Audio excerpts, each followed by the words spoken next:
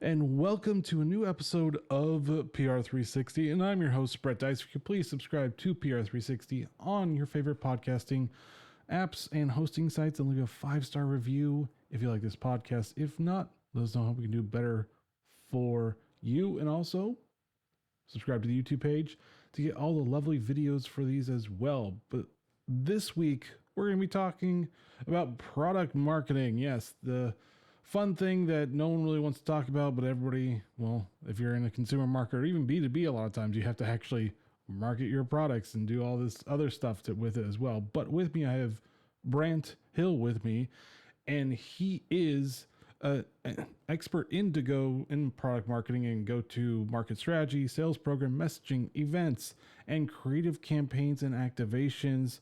He has an MBA from the Marshall School of Business and at the University of Southern California. But welcome to the show, Brandt. Thank you. Thanks for having me. You're welcome. And the first question I ask all my guests is, are you a coffee or tea drinker? I'm a coffee drinker, but I'm thinking about making the switch to tea because I feel like I drink a little too much.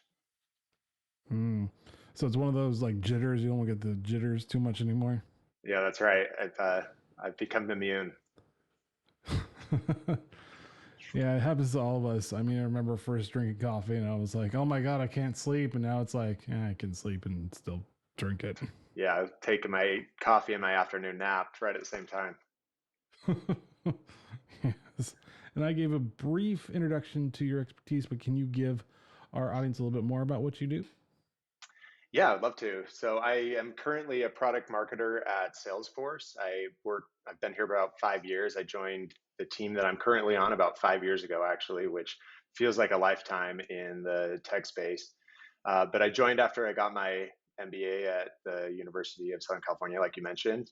I've been here. The team I'm on was a recent acquisition at the time I joined. And so I've got to kind of be part of a startup in a much larger organization and seen our product grow dramatically over the last 5 years and seen the company grow dramatically over the last 5 years. Salesforce is quite a behemoth now. But joined doing a number of different things. I got my hands in a lot of different product marketing roles and worked on messaging, worked on events, worked on campaigns. And as I've grown into my current role, I've taken on really leading the go-to-market strategy for the product line that I'm on.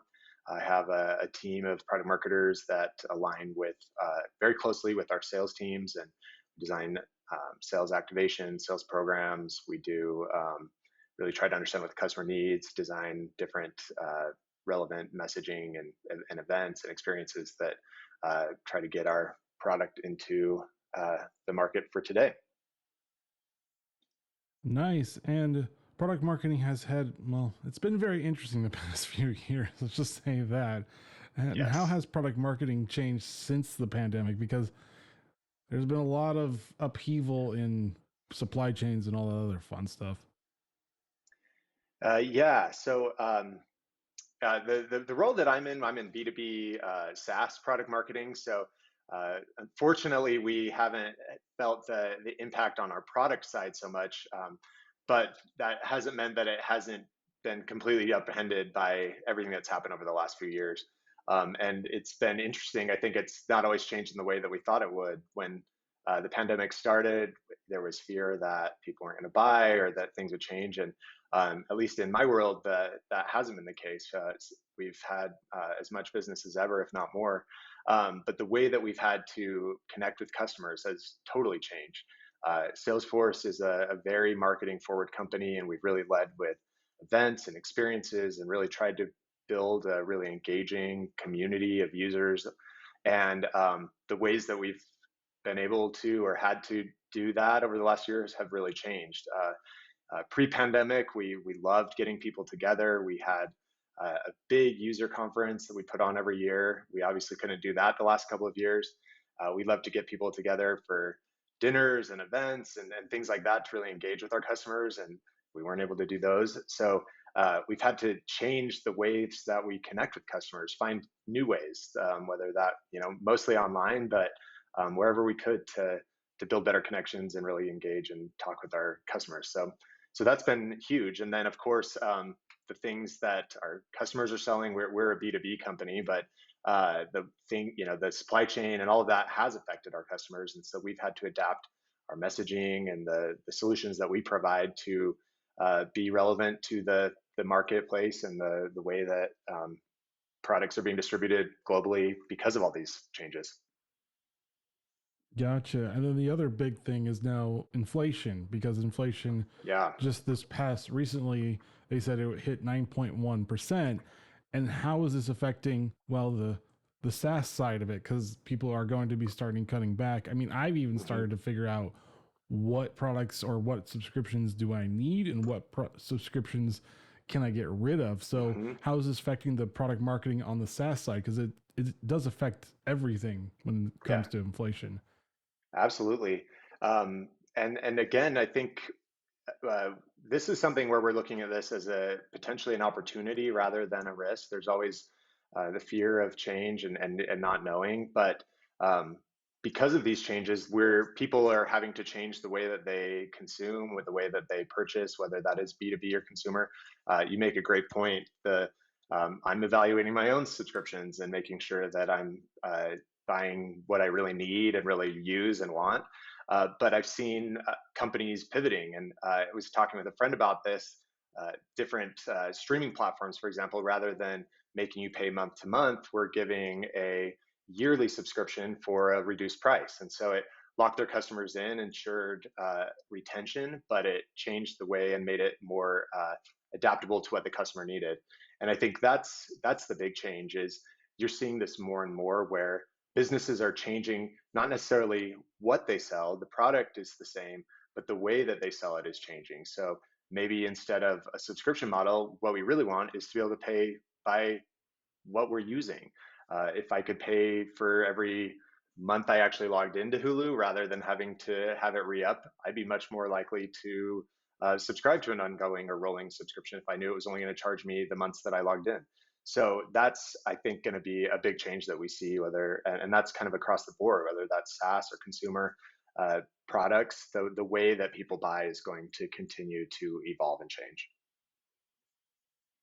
So even what I'm hearing is almost the evolution again of SaaS, and you could call it 2.0, where Hmm. instead of you could do quarterly or you could do by login, and you can make a certain number or the price to actually will be worthwhile for the business, but also seem a little bit more price conscious for the ordinary people. That's like, I don't know if I can actually keep on affording $120 a year or whatever it is. Yeah, that's right.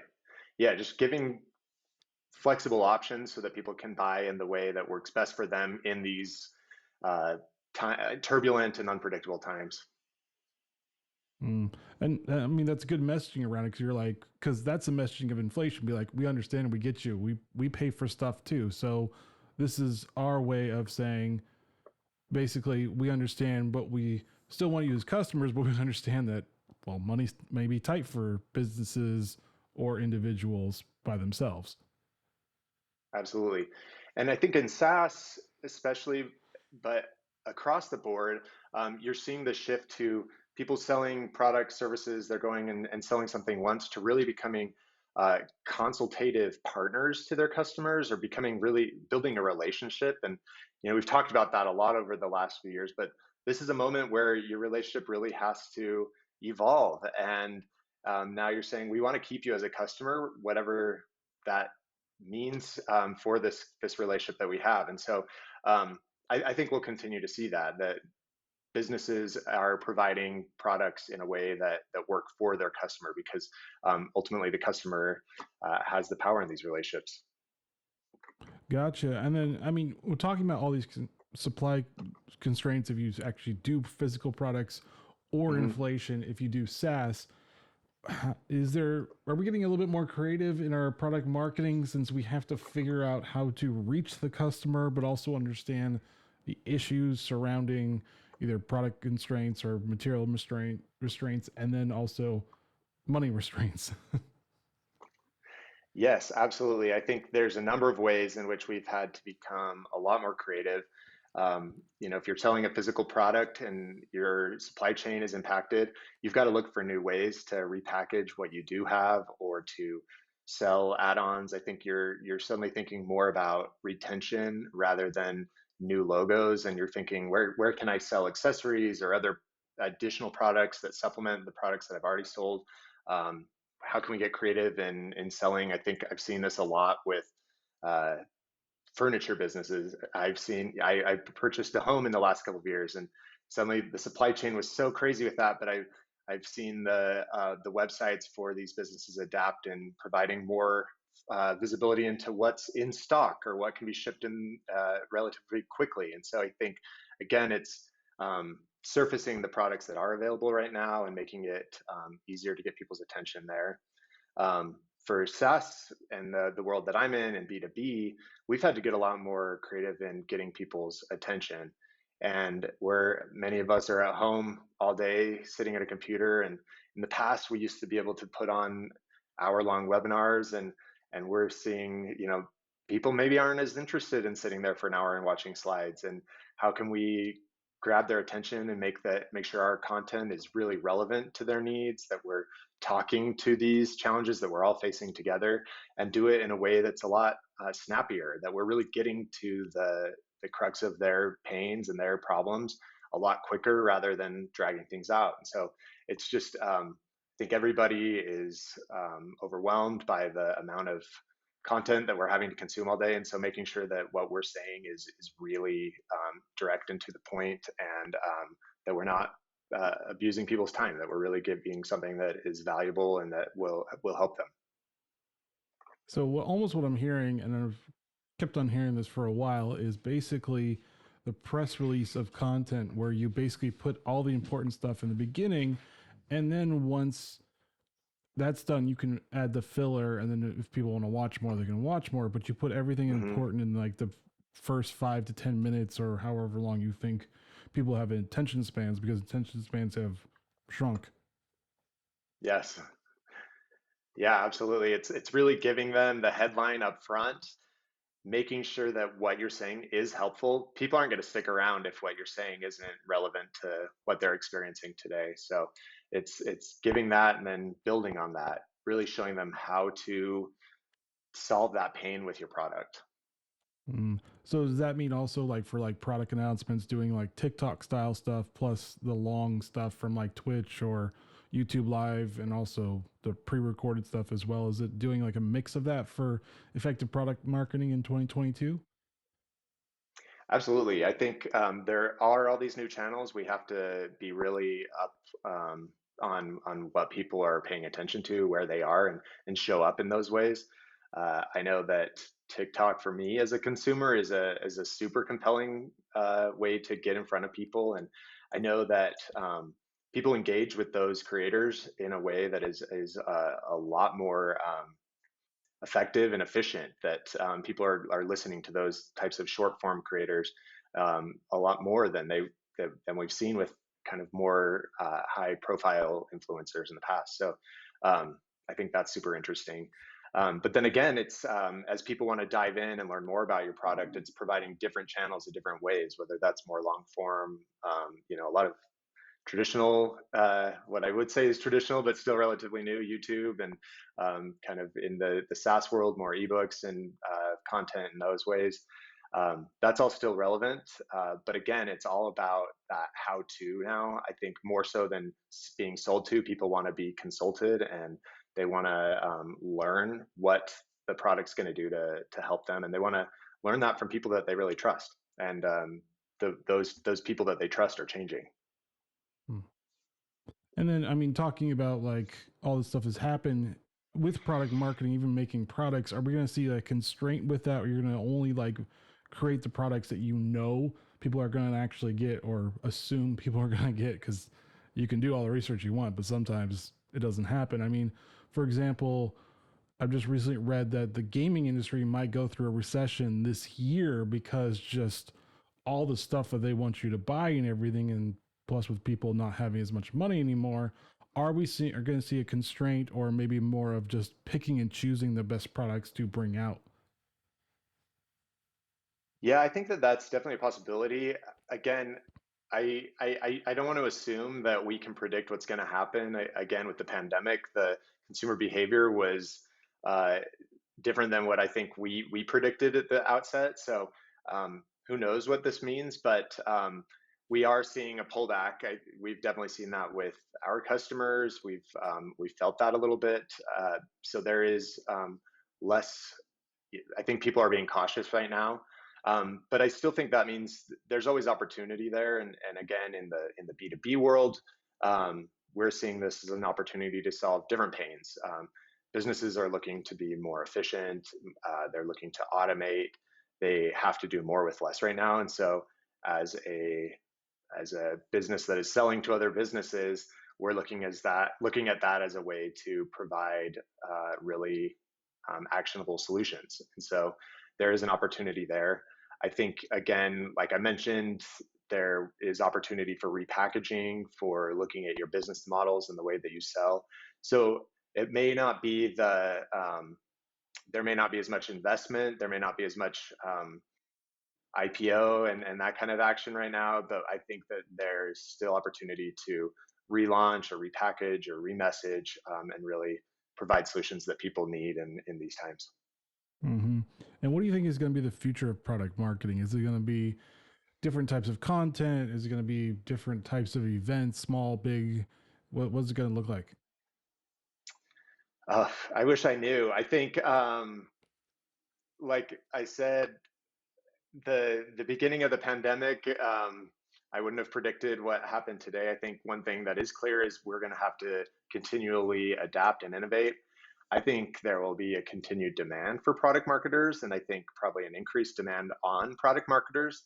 The Product marketing, as I know it, 5 years ago when I was in business school, it wasn't even on my radar. So, and today it seems to be a growing and really robust field. So I think that that will continue, and yeah, I think that we're going to have to continue to think about new ways to connect with our customers. So, like I said, 3 years ago, we were doing all kinds of events in the cities. People were there. Today, it's hard to get people to a dinner in the middle of the city. So we have to meet people where they're at. We know they're at home. We know what they're doing all day, or we think we know, and so now we have to find them there and find new ways to talk to them. Gotcha. And then, fun question for you: if budget was not a constraint or was unlimited, what would be the most bombastic way you would product market product or SaaS?